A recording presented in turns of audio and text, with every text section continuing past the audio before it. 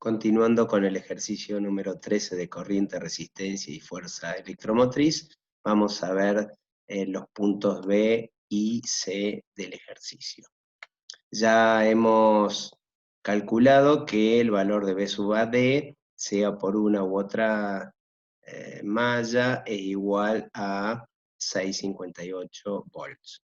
En el punto B, nos pide calcular el valor a bornes de esta batería real, es decir, entre los puntos B y C.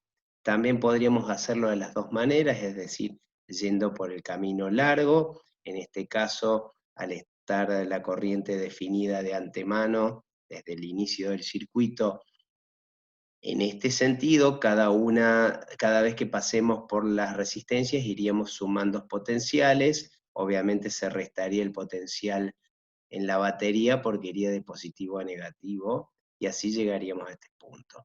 Es más simple plantearlo yendo desde B, pasando por la resistencia y después por la batería.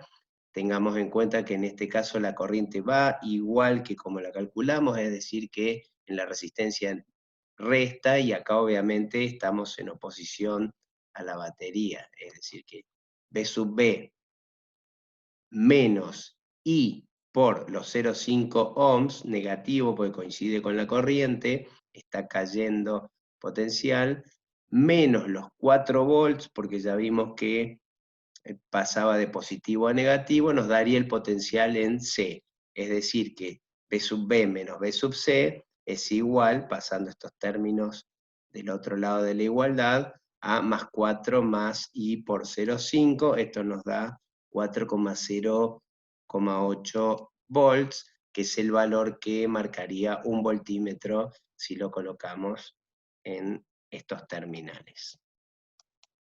En el punto C plantea en esta parte del circuito colocar una nueva batería con una FEM de 10,3 y una resistencia interna de 0,5, y plantea calcular nuevamente el valor en BC, que para este caso lo llamaríamos B'C para distinguirlo del anterior. Obviamente el potencial ya va a ser diferente porque se ha agregado un componente nuevo, en este caso la batería. Calcular esa forma lo vamos a hacer como se hizo en el punto A, es decir, vamos a, de entrada, suponer una corriente en un sentido, en este caso sentido levogiro, es decir, hacia la izquierda.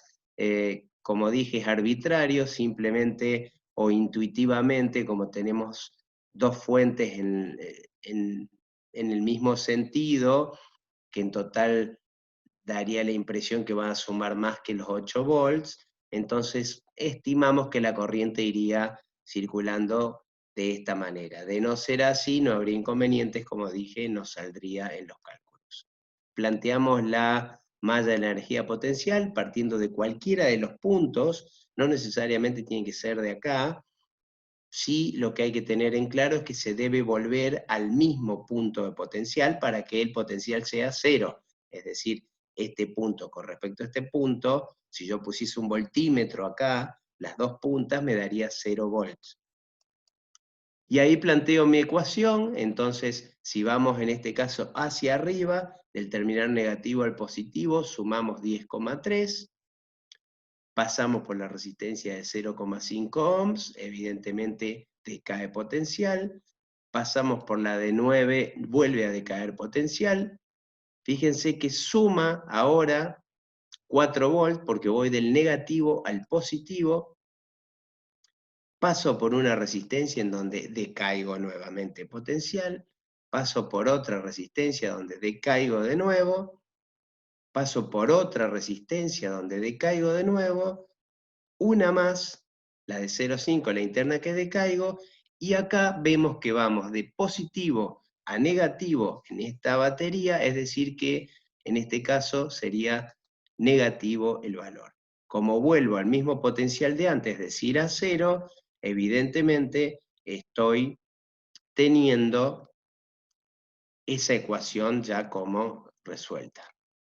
Si yo aplico algebraicamente esta ecuación, obviamente voy a tener esto, que me terminará dando una corriente total en el circuito de 0,25 amperes. Bueno, a partir de ahí se da la misma situación que antes. Yo podría calcular entre B y C por el camino largo o por el camino corto. Por el camino corto, si observamos, vamos a estar, yo acá ya lo abrevié, pero en realidad estaríamos en oposición a cómo definimos la corriente. O sea que yo, B sub B menos B sub C, en realidad debería sumar este y restar este. Ya hice todo el cálculo y me termina dando B sub prima BC igual a 3,875 volts, que es el cálculo final. Muchas gracias, espero sea de utilidad el ejercicio.